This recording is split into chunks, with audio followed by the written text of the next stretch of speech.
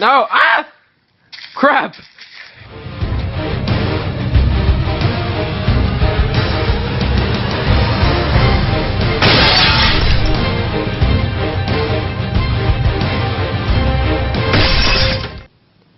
Yo, what up guys? My name is Steven and welcome back to Minecraft Pocket Edition Survival. This is now episode 2. So, I just realized that my world has a very dangerous shortage of sand. And I only realized this now because in the last episode I was so engrossed in trying to find a snow biome that I wasn't really paying attention to how much sand there was in my world, and unfortunately there's not a lot of sand. So I was trying to figure out ways to collect sand without collecting all the sand in my world. You know, I don't want to destroy the natural terrain generation of the world. If I did, that would only gain me like 3 stacks of sand, all the while depleting every single patch of sand in my world, so that kind of sucks. But I did find this duplication glitch, and you know, you guessed it, I'm going to duplicate sand. But you can use this glitch to duplicate really anything you want to, whether it be, you know, sand, dirt, any kind of blocks, tools, even diamonds, you name it. But if you want to duplicate diamonds, you know, I consider that cheating, because, you know, it kind of makes you overpowered. But in my case, if I'm duplicating sand, I consider it, you know, passable, because, you know, sand is already a hot commodity in my world anyway, so it's kind of inevitable. And I found this glitch from a guy named ChickenGames on YouTube. So yes, I will show you now. I have 1 stack of sand in my inventory. Count them. 1. This is not an editing trick. Just making sure. Okay. So you want to put the stack of sand or anything you want to clone in the chest, an empty one. Exit the chest. Go back in. Take it back out. And then count down from 10, 9, 8, 7, 6, 5, 4, 3, 2, 1. Exit the game and delete it from your multitasking.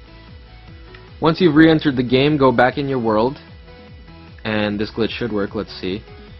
I still have the stack of sand in my inventory, and there's a stack of sand in the chest, so that has doubled my yield of sand. And this works most of the time, and like I said, it works with every single item in the game. And yes, I will be abusing this glitch to garner more sand for myself.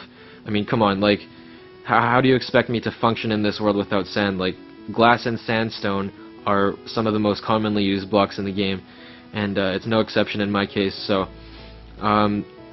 guys, I will never abuse this glitch without telling you guys first, and I will never abuse this glitch to gain diamonds or something like that, or something overpowered like that. I would never do that, because, you know, honestly, it just takes the fun out of the game. Like, in Minecraft, you work for everything you get, and if you're just going to abuse a glitch to get everything on, like, the first day, then, you know, it's not fun. It's just not. And at some point, you have to start considering it cheating, but my cheating is warranted because I'm just using it to collect sand. But yes, mad props to ChickenGames for discovering this glitch. I will leave a link to his YouTube channel in the description, as well as the tutorial video on how to abuse this glitch. Yes, mad props once again, man. It's really saved my bunghole from the terrible fate of my world dying from shortage of sand. So anyway, I think I'm going to keep glitching for now until I'm satisfied with the amount of sand that I have, and I'm going to show you what's in this little nest first. Actually, I've been cooking some stone, but anyway, I'll come back to you guys when I have like a full double chest of sand or something, and then we'll actually start building. Alright, I'll be right back. One more thing I forgot to mention, as far as my stance on glitching goes in Minecraft, or Minecraft Pocket Edition for that matter, as long as it's part of the game and it's still completely 100% vanilla, then I'm fine with it, as long as you don't use it to become overpowered, like the cloning diamonds, for example. And also, as long as it's like not any third-party software or whatever, then it's fine with me. It's fine with me, because, you know, sometimes you gotta do what you gotta do. Anyway, I'll be right back. Alright guys, I'm back, and I've gathered a little bit of sand, not exactly a double chest full, but enough for now. I can always go back later and do more sand duplicating. I also have some cooking here, so we have 4 stacks of glass cooking. And I've got some stone bricks crafted and ready to go, and I think with these I will start creating a base for the tree farm that I want to build. So I think we're going to start it right here. This seems like a good flat place to build. So usually what I do is I create a straight line with these half slabs, 2, 3, 4, 5, and if you want to be good at this game, then don't misplace blocks like me, because that's just gonna it's just gonna hinder your progress. Okay, so this terrain looks pretty flat. Looks good enough for me. And then basically you want to create a 5 by 5 square that's empty in the middle, and then you want to grab your full blocks and fill in the middle like this. Oh, it's getting dark. And place your dirt block in the middle so it looks like there is a pedestal for the tree to grow. This is where we'll plant the tree, on the dirt block. And technically you only really need one torch for the tree to be able to grow, but I like putting the torch on all 4 corners to make it a bit more aesthetically sound. So it looks nice that way, instead of just with one torch. And I'll show you guys one more on camera. 2, 3, 4, 5. 2, 3, 4, 5, I think. 2, 3, 4. Oh god. See, don't misplace blocks like me, otherwise that will just... Oh my gosh, I'm misplacing blocks left and right. I hate it when that happens. See, oh my goodness, wow. What is wrong? This game is making me want to punch it in the face. Just kidding.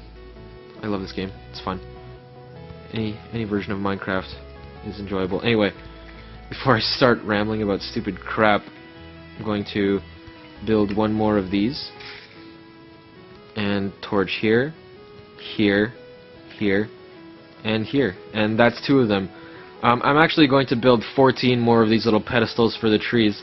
But I'll tell you what, I'm probably going to keep those on camera, but I'll time-lapse them for you guys. So, yes, there will be room for 16 trees. So, time-lapse, time-lapsey, lapsey time, lapse time.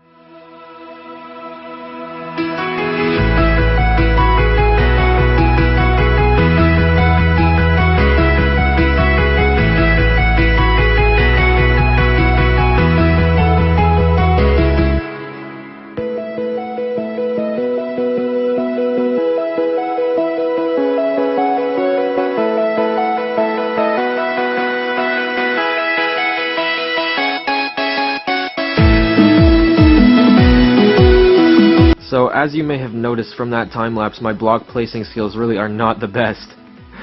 It's probably these damn split touch controls. I swear to God, I'm never going to get used to them. So, yeah, anyway. I'm going to start planting trees already. I don't think I have to restrain the trees. Normally, I'd have to hop up 7 or 8 blocks from the dirt blocks and then place a glass block directly above them, 7 or 8 blocks up. To restrain the trees from growing too high, because there was always the danger on PC worlds of giant oak trees, and those are always a pain in the ass to take down. So I don't have to do that here because there's no giant oak trees here. So yeah, I don't have to do that. So yeah, planting spruce trees. I don't have to plant them around the edges, at least not right now, because I'm going to build a structure around this, like an actual building, and I'm going to make it look amazing.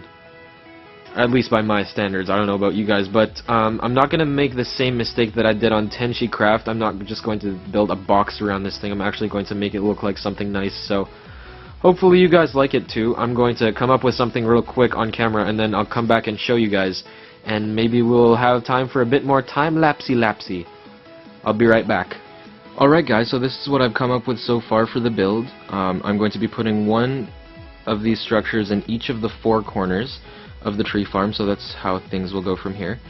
Unfortunately, I couldn't record myself building this thing because I underestimated the difficulty of building these kinds of things in Minecraft Pocket Edition compared to PC Minecraft. The controls just aren't as versatile, so this actually took me a hell of a long time to build. You won't believe it, even if I told you, but yes, it definitely would have taken much less time if I built this on PC, where the controls are more versatile. But anyway, less sappy, more explainy. Well, let's explore this thing. In the corner we have this wood tower thing, column, whatever you want to call it, hiding behind these fence posts to give a feeling of depth.